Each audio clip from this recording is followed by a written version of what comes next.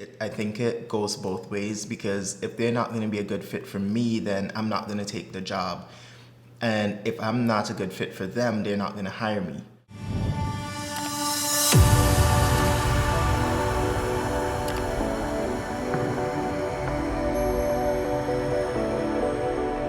Hello, welcome back. I'm Breanna. I'm Ozem.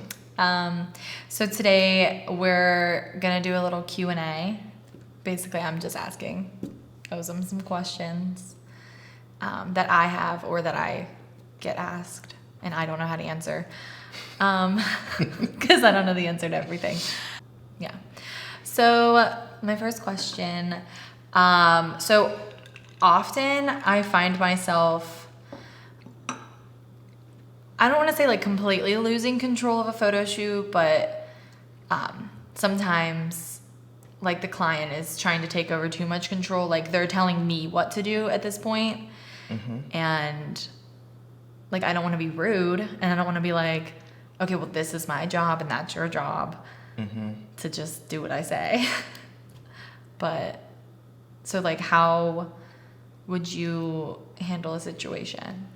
I mean, a lot of the times, if you're in the situation, it's probably too late to handle it. But when a client starts trying to take too much control of a session, there are a few things that come to mind, and I would have to ask you questions. So, like, think back to a time that has happened to you, and explain it without calling any names or calling anyone out.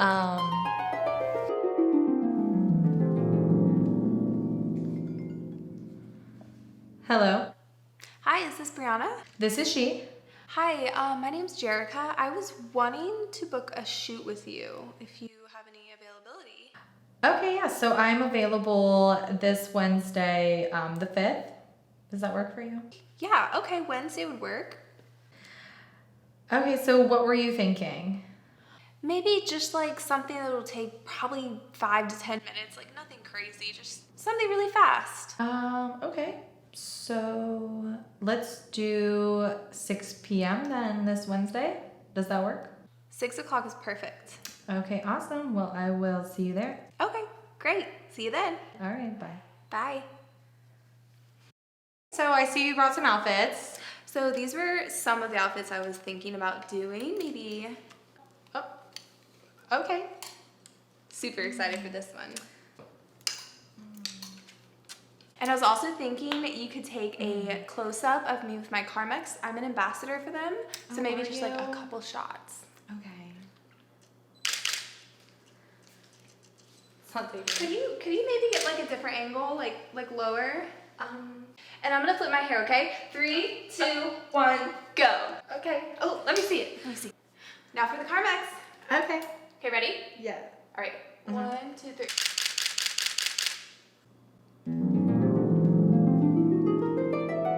That goes back to the beginning of the session, right back to the consultation process. A lot of the times when I'm consulting with a client, I'm actually interviewing that client to see if they would be a good fit for me. Okay. So it's not like they're the ones interviewing me only. I think it goes both ways, because if they're not going to be a good fit for me, then I'm not going to take the job. And if I'm not a good fit for them, they're not going to hire me. So it goes both ways. But in that first consultation, we have to see eye to eye, like 125% on the concept. And we talk about, different things, different things about them, if they have something that stands out on their face or whatever the case is. They would come forward with it. We would talk about it. We'll laugh about it a little bit. And then when we go into the session, we have a very, very clear idea in mind. And we have confidence that we're going to get it done. A lot of the times what clients do is they'll hit you up because you're a newer photographer, and they figure, okay, since he or she is a newer photographer and their prices might not be as high. Let's see if we can get them on the session, or let's see if we can get them to do this session, but direct them through the whole thing. Yeah. And that's kind of where the problems start, because now the photographer has an artistic vision. Yes, a little bit inexperienced, but they still have an artistic vision. May not have been communicated clearly. A newer photographer might not be having consultations before the session. You know, you might just have a website where someone puts in details and pays your deposit. And that to me it leaves so much room for error. Yeah. Because you get on the set now and then they're gonna say, okay, fine, you know, yeah, I got this shoot for like $150. Good. Mm-hmm. I can control this shoot and I can get exactly what I want out of it. And they might leave happy and you might leave miserable. But yeah, it's kind of like, it all boils down to confidence, really, at the end of the day.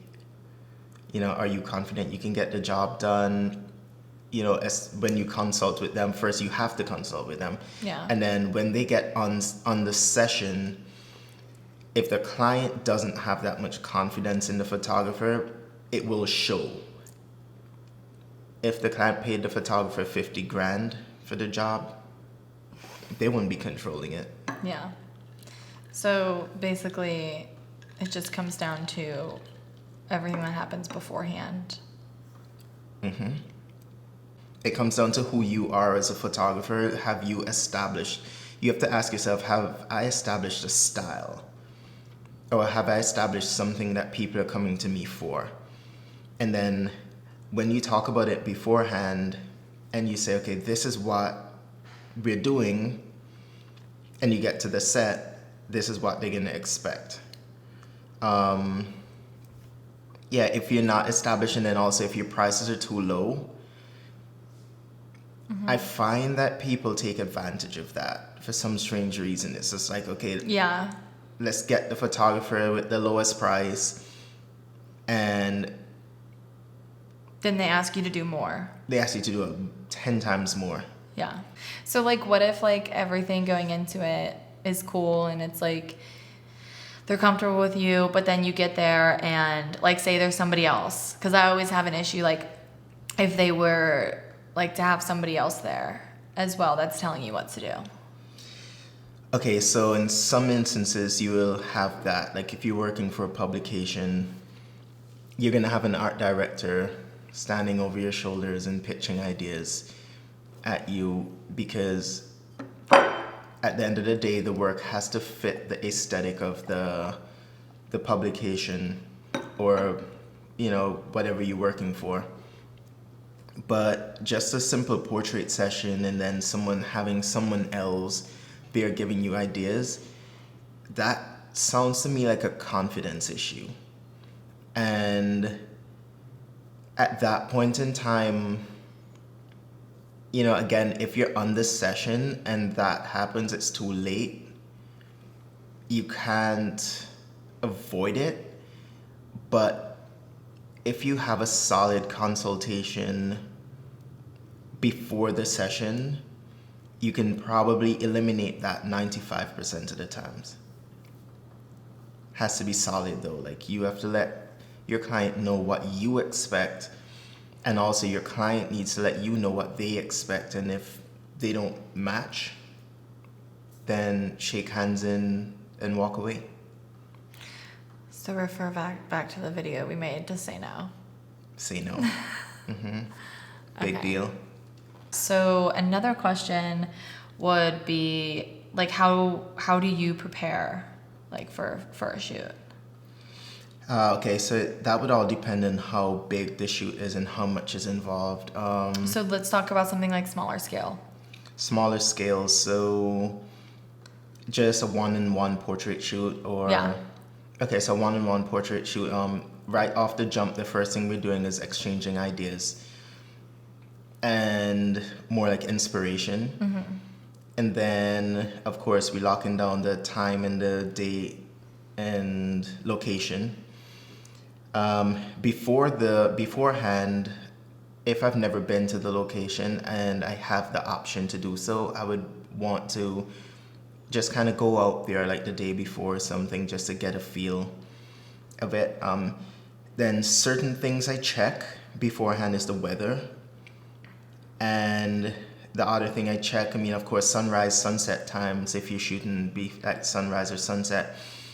And then I go through a list of every possible thing that can present itself, any possible drawback. And I figure out how I would actually get around it. So that determines what gear I pack for the shoot. And I'm gonna write a checklist, especially if I'm taking a bunch of gear. I'm gonna have a checklist, and then I'm gonna pack all the gear the night before into like one corner or pack it into cases. And I'm gonna have that checklist in the bag. And it usually includes, I mean, at bare minimum, I would pack my camera. I'd make sure I have an extra charged battery.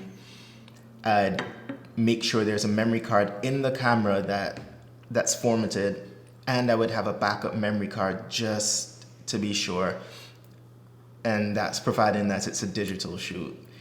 I don't do very many of those anymore, so I definitely have all the film stocks I need, but I can save that for another video.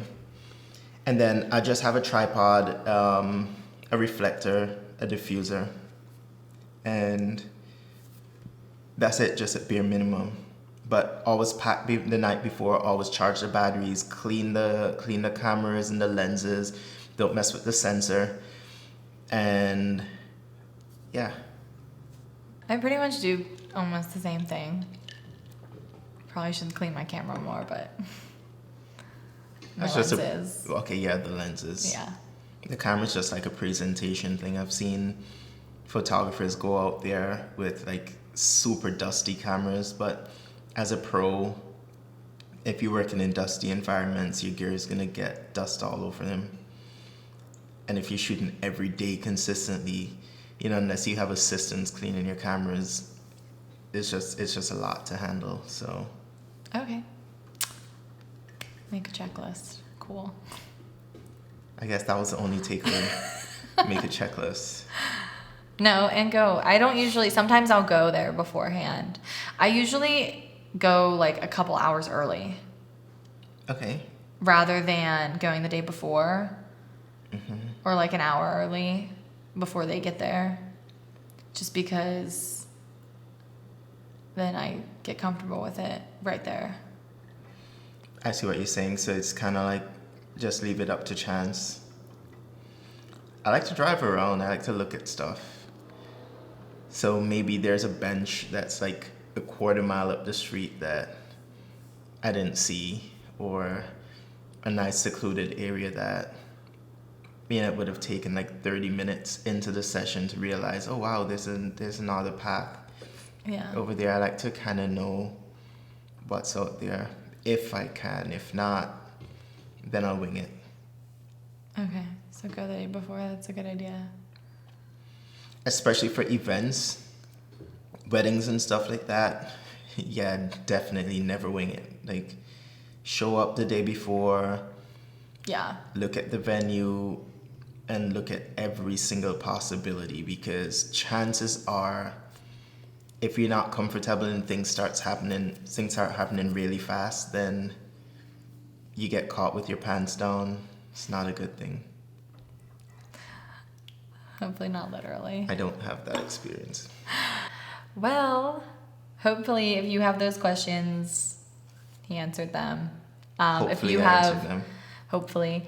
If you have any other answers, or a different way of doing things, let us know down below in the comments. And yeah. So thanks for watching, and like, comment, subscribe, share.